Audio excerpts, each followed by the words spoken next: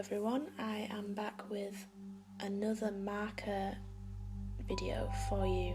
It's been a long time since I've done one. As some of you may know, that the new Joker is played by Leto, and he's kind of a very, I find he's a bit scarier. He's a bit more insane looking, with all his tattoos and kind of. I just think he's a good, scary looking Joker, and so I thought I would do him since the new Suicide Squad is coming out, and this is my process. I've had to speed it up quite a lot because it took me over 6 hours of footage, and it took me a long time to edit.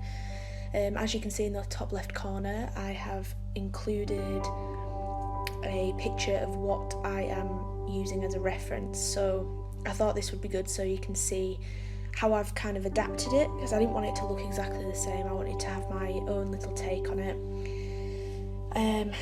So you can see what I'm working off as a reference, and you'll see during the whole video that I'm showing you what colours I'm using during this process.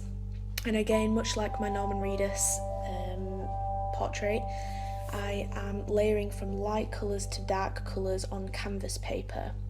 You'll see grids in the background. That's because I used that gridding method that I've shown in a previous video, and I have drawn his face using that method and then start blocking in the colour and layering up from light to dark shades. So you will have seen me show the colours at the start, but I have a base coat of almond, and I show kind of like me using a darker colour just to add a bit more shading, which is putty. They're in my Promarkers, and then I use another Promarker colour of Warm Grey 3 to add a bit more darker shading. And as you can see in the photo above, he has very, very dark shading, almost black. Now, I didn't want to use black because I just thought, obviously his shading isn't going to be black because his face skin colour isn't like a dark black colour, it's like a very pale colour. So instead of using black, I used my Warm Grey 7 and Warm Grey 9 in my Copic markers to add that shading.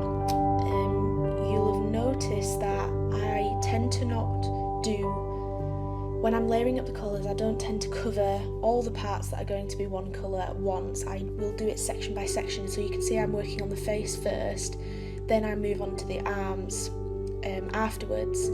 I find this is more helpful because I can obviously remember what colours I'm using in which order, and therefore I don't need to, do it all at once. I can do it step by step, and therefore I'm not rushing, and I'm looking at the reference photo a bit more closely, and making sure I'm doing it correctly, and I'm not just rushing and adding in colour where I think there's meant to be colour when there actually isn't colour. I often used to wonder when I saw artists on YouTube when they put some paper down under their arm that they're using, and I obviously knew it was to not smudge, but I've never had the issue of it smudging ever when I've been doing artwork. But you will see after I do his mouth that it did smudge onto his kind of like upper lip. I kind of like the look because it makes him look a little bit more crazy, almost like he has smudged his lipstick a bit further over his mouth like the traditional Joker would have. So I kind of like the look, but I did end up using a clear piece of cellophane under my right hand just to make sure I don't smudge any other. You just noticed that I actually had washi tape sticking my canvas paper to my desk, and I actually the red part of the washi tape was actually smudging when I was using my colourless blender, so I ended up having to put some masking tape over the top. So that was another issue that I had during this. Again, I haven't got a huge amount of reds in my Copics or my Promarkers, but I do have a certain amount. But I find that they're all very bright. Every time I do a portrait with my markers, I always find that the red's just not right, and I always go out after doing one and buy a new red, and every red I've tried just does not seem to be correct. So I'm always dulling the reds down with umber and black and colours like that, otherwise the red just stands out way too much. And as you can see, after I've done the shading, I obviously not finished the shading on the face, but after doing the lips, it made me even more so want to darken that shading, because the colours and the shading was not matching the lip colour. Yeah, so again, that was another issue. I'm pointing out all the issues I have because it looks quite straightforward when you watch a video, but it takes a lot of time and trial and error most of the time. You'll see me use my finger a lot to smudge the marker. That's because on canvas paper the marker tends to be quite wet a lot, and because of the little grooves on canvas that you have, because it's not just a smooth surface like say Bristol board,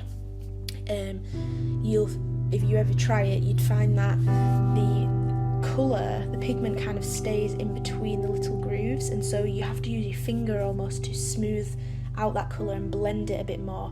Also because the alcohol from lighter markers can actually take the colour off, and it's very handy in some parts because say you darken something a bit too much and you want to lighten it, you can use a colourless blender and take that colour off, whereas on Bristol board it's a bit more difficult to do that. You tend to just dilute the colour rather than take it off. So that's a good point, but in some aspects when you're trying to blend two colours together, you do have to kind of use your finger to do it rather than the marker to do it. So yeah, that's all I can really say that I can think of at the moment. Oh, also I didn't have the right purples for his gloves, so it's kind of more of a bluey pink purple, but I'm glad that happened because I like to change certain aspects of things. You can see that I did a little swatch there to try and create the purple from blues and the purples I did have. But yeah, I do like to change things because I don't want everything to be exactly the same as the reference photo. Yeah, I think that's everything. Oh, I did struggle with the eyes a little bit because they're so dark. It's very hard to add the definition into them, but in the end I think it went well. I think my favourite part about this whole portrait was his tattoos. Actually, I really enjoyed doing his tattoos because you didn't have to be neat with them because they're very messy, and you know, like how the Joker is supposed to be portrayed is not very meant to be sane, is he? He's meant to be a bit, well, insane. So yeah, so and my signature I added to his right shoulder, so you're viewing the left, on the left, I added my signature to there to actually look like a tattoo, which I thought was a cool thing. Yes, anyway, I think that's all I can say. Yeah, I've added an end slate to my videos now.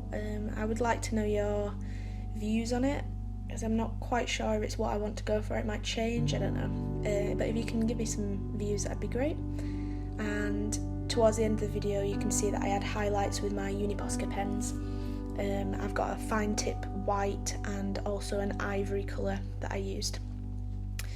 Yeah, so I hope you enjoyed this video, and please give me a thumbs up if you really do like it and would like to see some more. Come follow me on Twitter and Instagram so you can see the process as I'm doing these before the video gets uploaded. You get a bit of a sneak peek. Yeah, so thank you very much for watching, and hopefully I'll see you in my next video, which will probably be another Promarker video, and if not, there'll be another one coming soon. Thank you for watching.